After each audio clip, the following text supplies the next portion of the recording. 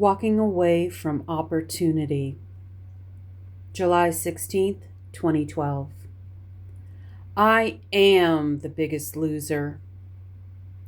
This past Saturday, I spent a total of 5.5 hours standing, in line to audition for The Biggest Loser, and then I walked away.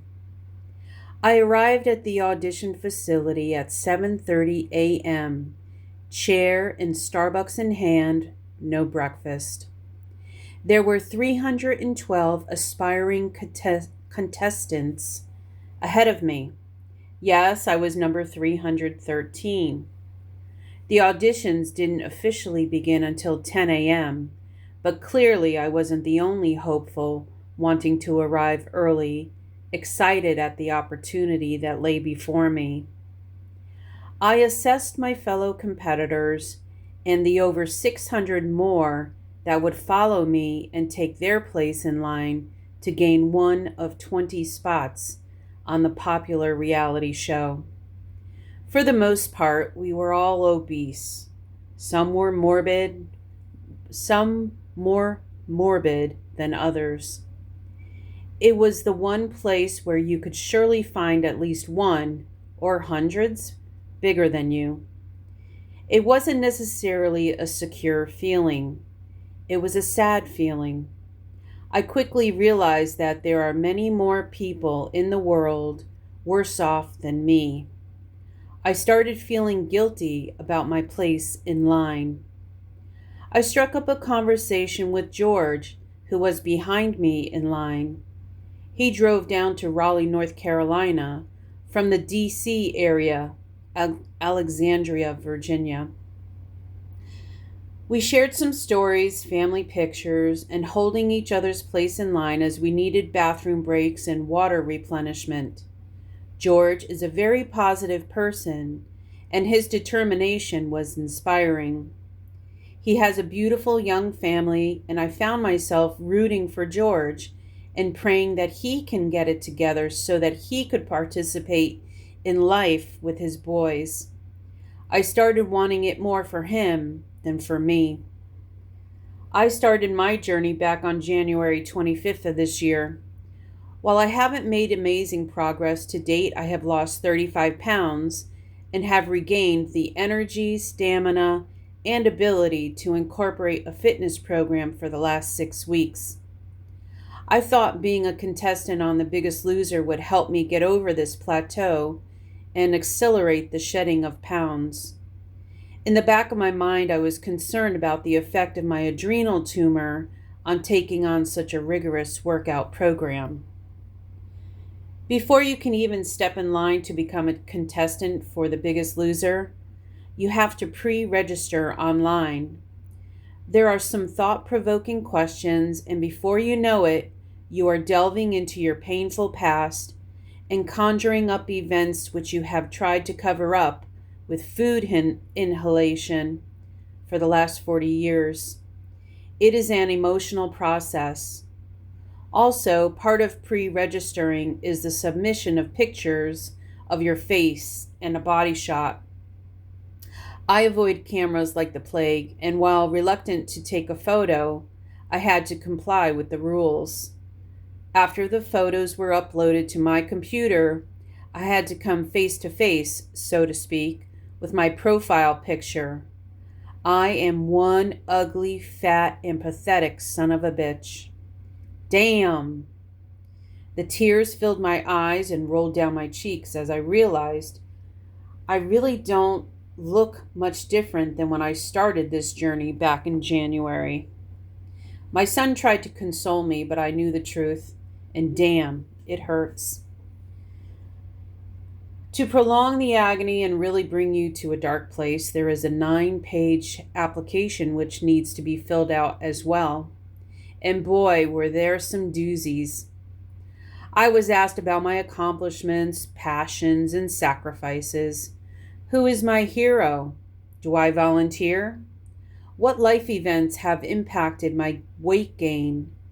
How motivated, athletic, and competitive am I?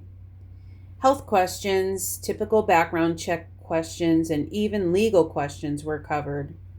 I was asked to provide names and numbers of potential character witnesses and friends. Funny enough, these last few questions stumped me the most because I basically have no immediate close friends. Part of the reason is that I've been stuck in my house for 10 or so years. The other part of the reason is because basically, and my family would agree, I am rude, emotional, opinionated, cranky, obnoxious, and self-pitying. That was one of the questions too, by the way. Nonetheless, I forged ahead and was determined to at least try to audition. At about 9 o'clock, they handed out yet another application, and each prospective contestant was asked to complete it. It was only 4 pages. This is when I found out I was number 313 in the process. So as the line moved up outside of the complex, the heat of the day blossomed. By the time 10:30 a.m. rolled around, we had reached the door of the building, and I had to give up my chair that I had been dragging along. The building was cool and conditioned, but once we ascended the stairs to the third floor, can you imagine all of these morbidly obese people trying to climb stairs after standing outside in the heat for 3 hours? Not a pretty sight. I was convinced this was a tactic used by TBL, The Biggest Loser, production team to weed out the really weak ones. The line stopped. By 12:30 p.m., my toes and calves were cramping. I felt a little dizzy and oh, so aggravated. It didn't help that they had a bunch of skinny, fit people running around and clapping, trying to get the crowd excited. I was ready to strangle them. My attitude took a nosedive, and I talked about giving up. George tried to offer a little encouragement, but basically he probably was happy at the prospect of Negative Nellie taking her leave. I couldn't sit down at this point for fear of not being able to get up, or worse yet, getting a cramp and having a spasm while I was on the floor. I was not in the mood to become everyone's entertainment. I told myself to try and stick it out for another half hour and then check to see where they were with the line in the interview process. At 1 p.m., I walked down the line in front of me and occasionally asked people their numbers. 252, 207. It looked like the line ended at number 175. I did not see myself holding on for another 2 hours. Besides, I told myself there were so many more people worse off than me who haven't even started a healthy lifestyle plan like I had in January.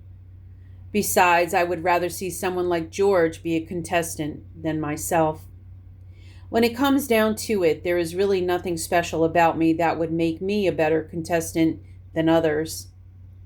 I convinced myself that if I stick with my plan and tighten up some of my habits, which have slipped since January, like writing everything I eat down each day, eliminating salt, and eliminating butter, I could gain control and get back on the right track.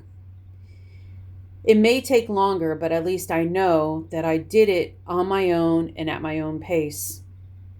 When I did walk away from an opportunity to audition for The Biggest Loser, gain control of my life, and possibly win $250,000, I know in my heart that I freed up a space on the show for someone who needs it more desperately than me.